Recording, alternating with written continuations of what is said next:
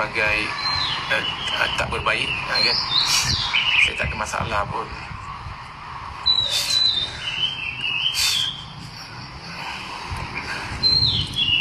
Untuk saya tak bergaduh. Saya tak ada bermasam muka ataupun saya tak ada perkataan yang tak berbaik. Itu saya baik je, kan? Cuma mungkin yalah, tak ada urusan kerja, tak ada buat apa. So bila tak berurusan tu tidaklah bermakna tidak berbaik. Saya pun tak pernah cakap benda-benda yang apa kata orang tu, yang menyakitkan hati apa. Tak ada. Statement saya ataupun yang saya keluarkan tu adalah pembetulan, kan? Benda-benda yang mungkin saya rasa ini tak betul, saya pun ada hak juga untuk saya cerita daripada side saya, kan? Itu je. Jadi tak adalah tak berbaik ke, tak bergaduh ke, apa tak berbaik ke, bergaduh ke, tak ada. Benda tu tak ada.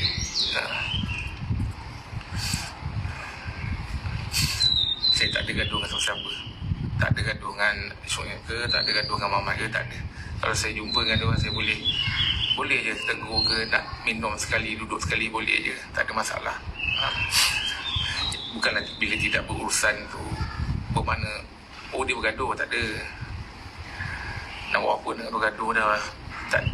Tak terlintas ataupun tak ada faedah pun nak bergaduh. Saya lebih suka pada kedamaian, apa kata orang tu, ketenangan.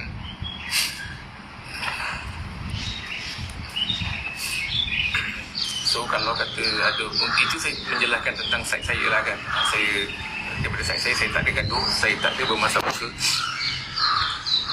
saya tak ada apa tadi tu, tidak berbaik, tak ada. Kalau saya jumpa, tegur lah, macam biasa je lah.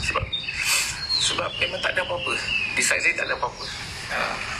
Tapi seandainya kalau kata saya ni ada buat salah, ada apa, saya minta maaf je, tak ada masalah pun. Tapi saya tak adalah buat benda-benda yang kenyataan yang mengeruhkan ataupun memalukan. Tak ada. Sebab saya pun ada side ataupun cerita dari sisi saya pula. Jadi kalau saya rasa saya dengar benda tu tak betul, saya bagilah tahu benda tak betul. Adakah bila saya cakap tak betul tu, itu gaduh, kan? Sebab saya pun ada hak ke atas cerita tu.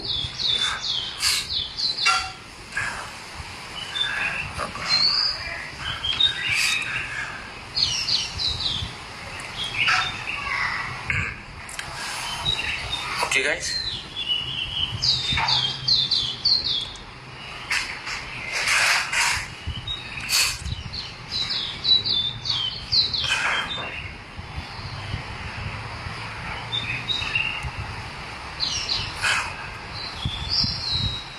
umur dah berapa guys? 41 dah, kan? Dari mana ada bagi-bagi apa statement ke, apa buat-buat provokasi ke.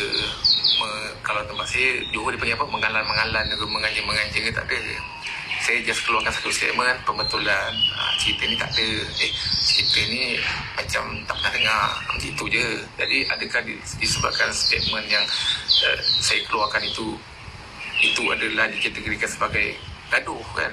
Sebab saya pun ada hak juga ke atas cerita-cerita yang diorang cerita. Sebab yelah, saya ada dalam jenis itu, kan? Jadi kalau tak ada, saya kata tak ada. Jadi untuk saya tak ada gaduh, tak ada bermasam muka, tak ada. Untuk saya tak ada.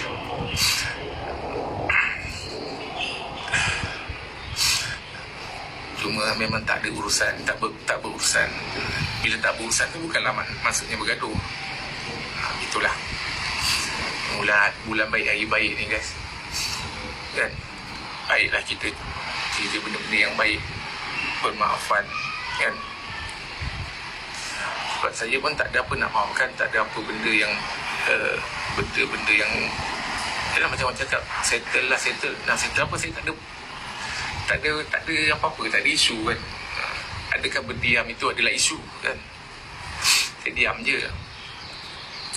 Jadi tapi tak apa, in case lah kalau saya ada salah, saya minta maaf, kan?